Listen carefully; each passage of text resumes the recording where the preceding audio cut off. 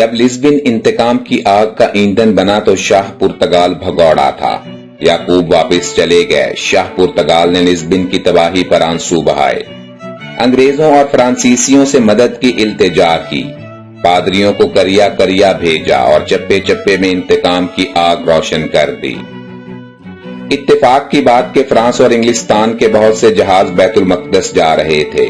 پادری ان جہازوں پر پہنچے اور مقدس مریم علیہ السلام اور بیٹے کے نام پر انہیں پرتگال کی مدد پر اکسایا۔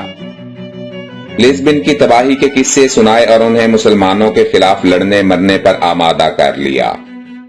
یہ لوگ ہزاروں کی تعداد میں تھے، جنگجو تھے، مذہبی دیوانے اور انتقام کی شمع کے پروانے تھے۔ مسلمانوں کے دشمن تھے، اسلامیوں کا خون بہانے میں نجات اور سعادت ابدی تلاش کرتے تھے۔ ان کا ایمان تھا کہ مسلمانوں کا قتل عام مقدس بیٹے کی خوشنودی کا باعث ہے۔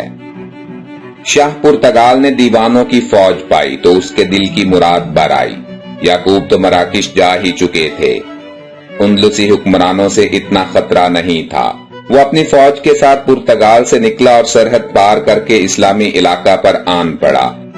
بستیاں جلاتا، آگ کے طوفان اٹھاتا، لوٹتا مارتا سلولیس پہنچا تو سرسبز کھیت اور باغات جلائے، بستیاں آگ میں بھون ڈالی، شہر پر قبضہ کر لیا، مسلمانوں کو بے دریغ تلوار کے گھاٹ اتارا۔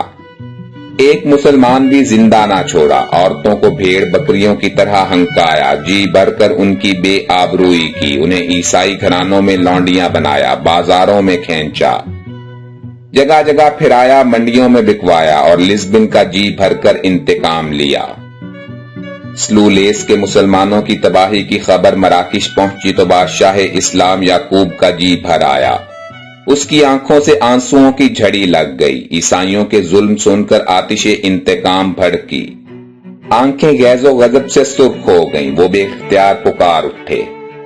یعقوب کی زندگی میں مسلمانوں پر اس قدر ظلم، سلولیس کے شہداء کا انتقام لیا جائے گا۔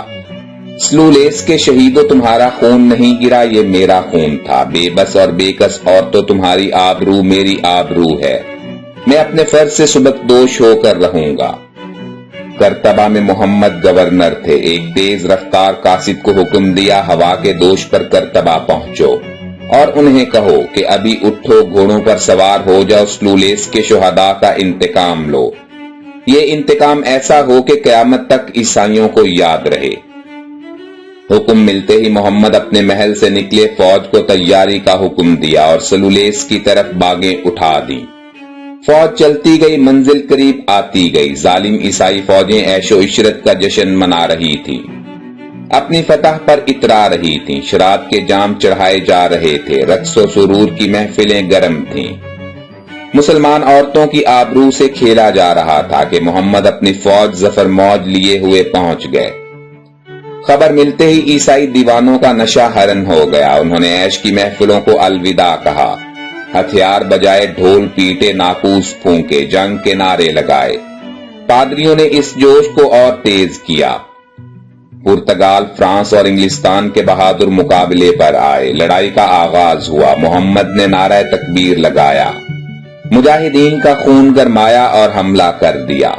جوں جوں آفتاب اونچا ہوتا گیا، لڑائی میں شدت آتی گئی، مجاہدین کی تلواریں دشمن کا خون پینے لگیں، سر دھڑ سے جدا ہونے لگے، لاشے پر لاشا گرنے لگا، خون کی ندیاں بہنے لگیں، عیسائی بہادر کٹنے لگے، آگے بڑھنے کی بجائے پیچھے ہٹنے لگے، مجاہدین کی تلواریں بجلی بن کر گرنے لگیں، دشمن کے خرمن جلنے لگے، اسلامی تلوار کی دھار جسموں سے آر پار ہونے لگی، نیزوں کی زبانیں خون چاٹ چاٹ کر سیر ہوئیں، ظالم عیسائی بھاگے، ادھر ادھر چھپتے پکڑے گئے، تلوار کے گھاٹ اتارے گئے، مقدس اور جوشیلے مذہبی دیوانے تہے تیغ کر دیے گئے، 14,000 کے پاؤں میں بیڑیاں ڈالی گئیں، پادری تلوار کا لقمہ بنے، 15,000 عیسائی عورتیں کرتبہ کے بازاروں میں فروخت ہوئیں۔ سلولیس کے عیسائیوں کا نام اسی طرح مٹا دیا گیا جس طرح انہوں نے مسلمانوں کا نام مٹا دیا تھا۔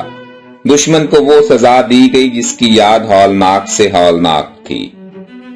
ناظرین، اسی طرح کے تاریخی واقعات سے باخبر رہنے کے لیے ہمارے چینل ہسٹورک انفو کو سبسکرائب کرتے ہوئے گھنٹی کے نشان کو بھی دبانا مت بھولیں تاکہ آپ تک ہماری ہر نئی اپلوڈ ہونے والی ویڈیو کی نوٹیفیکیشن بر وقت پہنچ سکے۔ اسی طرح ہمیں فیس بک پر فالو کرنے کے لیے ہمارے فیس بک پیج ہسٹورک انفو کا لنک ڈسکرپشن باکس میں موجود ہے۔ زندگی رہی تو جلد ہی دوبارہ ملاقات ہوگی۔ اپنا بھرپور خیال رکھیے گا۔ اللہ حافظ۔